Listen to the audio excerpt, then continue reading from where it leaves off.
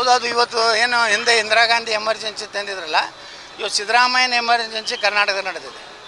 ಸಿದ್ದರಾಮಯ್ಯನವರು ಈ ರೀತಿ ಯುವಕರು ತಮ್ಮ ಬೇಡಿಕೆ ಬೇಡಬೇಕಲ್ರಿ, ಯಾರ್ಯಾರಿಗೂ ಪರ್ಮಿಷನ್ ಕೊಡ್ತಾರೆ.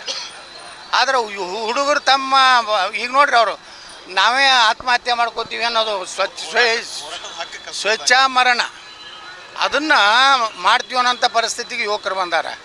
ಮತ್ತು ನೀವು ಯುವಕರದ ಹೋರಾಟದ ಒಂದು ಹಕ್ಕೇನಿದೆ ಪ್ರಜಾತಂತ್ರದಾಗ, ಎಂತಿಂಥ ದೇಶದ್ರೋಹಿಗಳ ಹೋರಾಟಕ್ಕೆ ಸಪೋರ್ಟ್ ಮಾಡ್ತಾರೆ ಇವರು. ಪಾಕಿಸ್ತಾನ ಜಿಂದಾಬಾದ್ ಅನ್ನೋಂಥ ಹೋರಾಟಗಳಿಗೆ ನಮ್ಮ ಪೊಲೀಸ್ ಇಲಾಖೆ ಅನುಮತಿ ಕೊಡ್ತದೆ. ನಿರುದ್ಯೋಗಿ ಯುವಕರು ತಮ್ಮ ಭವಿಷ್ಯದ ಬಗ್ಗೆ ನೋಡ್ರಿ ಸರ್, ಲಕ್ಷಾಂತರ ರೂಪಾಯಿ ಕೊಟ್ಟು ಶಿಕ್ಷಣ ಕಲ್ತಿರ್ತಾರೆ. ಅವರಿಗೆ ಇವತ್ತು ನೌಕರಿ ಇಲ್ಲ ಅಂದರೆ ಅವ್ರು ಏನು ಮಾಡಬೇಕು? ಏನು ಅವ್ರೇನು ದಯಾಮರಣ ಏನು ಇದನ್ನು ಬೇಡ್ತಾ ಇದ್ದಾರೆ, ಅದನ್ನಾದರೂ ಕೊಡಲೇದು, ಅದರೇ ಅನುಮತಿ ಕೊಡಲಿ. ಅಂದರೆ ಸಿದ್ದರಾಮಯ್ಯ ಸರ್ಕಾರ ದಿವಾಳಿ ಆಗಿಬಿಟ್ಟಿದೆ. ಅದಕ್ಕೆ ನಾವು ಯುವಕರ ಜೊತೆ ಇರ್ತೀವಿ. ಆ ಬೆಂಗಳೂರು ಚಲೋ ಕಾರ್ಯಕ್ರಮ ಮಾಡ್ತೀವಿ. ಅಷ್ಟೇ ಅಲ್ಲ, ಮುಂದಿನ ತಿಂಗಳು ನಾನು ಒಳ್ಳೆಯ ಒಂದು ಮುಹೂರ್ತ ನೋಡಿ ಕರ್ನಾಟಕದಲ್ಲಿ ಹೊಸ ರಾಜಕೀಯ ಒಂದು ವಿಚಾರವನ್ನು ಪ್ರಾರಂಭ ಮಾಡಿದ್ದೀನಿ. ಹಿಂದುತ್ವದ ಎಲ್ಲ ಹಿಂದೂಗಳ ಒಂದು ಸಭೆ ಅಲ್ಲಲ್ಲಿ ಜಿಲ್ಲಾವಾರು ಮಾಡ್ತಾಯಿದ್ದೀನಿ. ಮೊದಲು ಕೋಲಾರ ಜಿಲ್ಲೆಯಿಂದ ನಮ್ಮ ಏನಲ್ಲಿ ಒಂದು ದೊಡ್ಡ ದೇವಸ್ಥಾನ ಇದೆ, ವಿಘ್ನೇಶ್ವರ ದೇವಸ್ಥಾನ, ಅಲ್ಲಿ ಪೂಜೆ ಮಾಡಿ ಇಡೀ ಕರ್ನಾಟಕ ಪ್ರವಾಸ ಮಾಡ್ತೀನಿ. ನನ್ನ 3 ಉದ್ದೇಶ: ಒಂದು ಹಿಂದುತ್ವ, ಒಂದು ನಿರುದ್ಯೋಗ, 3ನೇದು ಅಭಿವೃದ್ಧಿ. ಈ 3 ವಿಷಯ ತೊಗೊಂಡು ಮುಂದಿನ ದಿವಸಗಳಲ್ಲಿ ಕರ್ನಾಟಕದಲ್ಲಿ ಪ್ರಾದೇಶಿಕ ಪಕ್ಷ ಕಟ್ಟಬೇಕು ಅನ್ನೋಂಥ ಅಭಿಪ್ರಾಯವನ್ನು ಜನರನ್ನು ತಗೋತೀನಿ.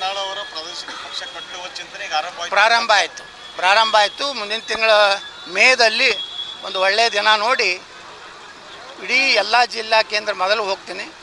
ನೆಕ್ಸ್ಟ್ ಎಲ್ಲ ತಾಲೂಕಾ ಕೇಂದ್ರಕ್ಕೆ ಹೋಗ್ತೀನಿ. ಎಲ್ಲ ಹಿಂದೂ ಸಂಘಟನೆಗಳನ್ನು, ನಿರುದ್ಯೋಗ ಯುವಕರನ್ನು ಹಾಗೂ ಅಭಿವೃದ್ಧಿ ಚಿಂತನೆ ಮಾಡುವಂಥ ಜನರ ಒಂದು ಸಭೆಯನ್ನು ನಾನು ಮಾಡ್ತೇನೆ. ಅದು ಏನು ನೋಡೋಣ ಆತ ಮುಂದೆ ಯಾವುದು ನೋಡೋಣ್ರಿ. ಅವ್ರು ಚುನಾವಣಾ ಆಯೋಗದವ್ರು ಯಾವ್ದು ಕೊಡ್ತಾರೆ, ನೀವೇನಾರು ಶಿಫಾರಸು ಮಾಡಿ ಕೊಡಿಸಿದ್ರೆ ಕೊಡಿಸ್ರಿ.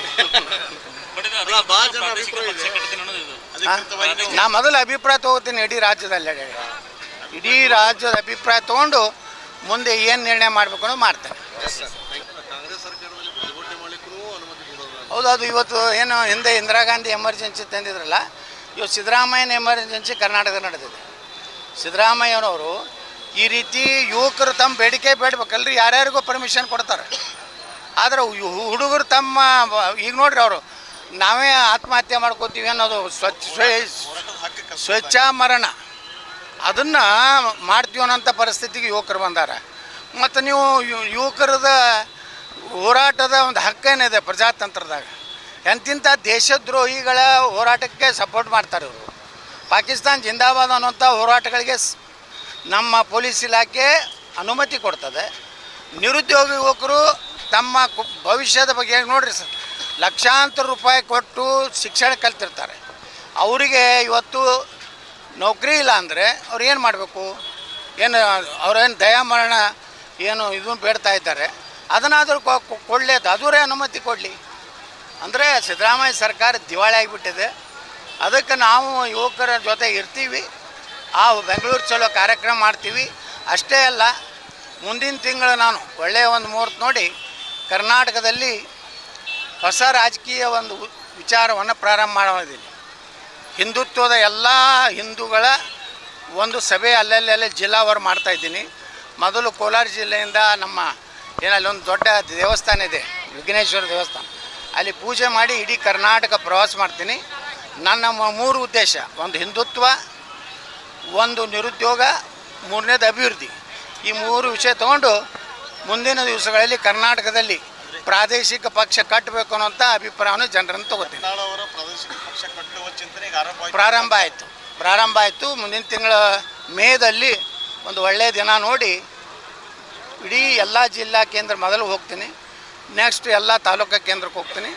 ಎಲ್ಲ ಹಿಂದೂ ಸಂಘಟನೆಗಳನ್ನು, ನಿರುದ್ಯೋಗ ಯುವಕರನ್ನು ಹಾಗೂ ಅಭಿವೃದ್ಧಿ ಚಿಂತನೆ ಮಾಡುವಂಥ ಜನರ ಒಂದು ಸಭೆಯನ್ನು ನಾನು ಮಾಡ್ತೇನೆ. ಅದು ಏನು ನೋಡೋಣ ಆತ ಮುಂದೆ ಯಾವುದು ನೋಡೋಣ್ರಿ. ಅವ್ರು ಚುನಾವಣಾ ಆಯೋಗದವ್ರು ಯಾವ್ದು ಕೊಡ್ತಾರೆ, ನೀವೇನಾರು ಶಿಫಾರಸು ಮಾಡಿ ಕೊಡಿಸಿದ್ರೆ ಕೊಡಿಸ್ರಿ. ನಾ ಮೊದಲು ಅಭಿಪ್ರಾಯ ತೊಗೋತೀನಿ ಇಡೀ ರಾಜ್ಯದ ಅಭಿಪ್ರಾಯ ತೊಗೊಂಡು ಮುಂದೆ ಏನು ನಿರ್ಣಯ ಮಾಡಬೇಕು ಅನ್ನೋದು ಮಾಡ್ತೇನೆ. ನಿರ್ಭೀತ, ನಿಷ್ಪಕ್ಷಪಾತ, ವಿಶ್ವಾಸಾರ್ಹ ಸುದ್ದಿಗಳಿಗೆ ಮತ್ತೊಂದು ಹೆಸರಾಗಿರುವ News18 ಕನ್ನಡ ಈಗ ಆಪ್ನಲ್ಲೂ ಲಭ್ಯವಿದೆ. ದಯವಿಟ್ಟು ಇಲ್ಲಿರುವ QR ಕೋಡ್ ಸ್ಕ್ಯಾನ್ ಮಾಡಿಕೊಂಡು ಆಪ್ ಡೌನ್ಲೋಡ್ ಮಾಡೋದಕ್ಕೆ ಮರಿಬೇಡಿ. ನಿಮ್ಮ ಬೆಂಬಲ ಹೀಗೆ ಸದಾ ನಮ್ಮೊಂದಿಗಿರಲಿ. ಧನ್ಯವಾದ.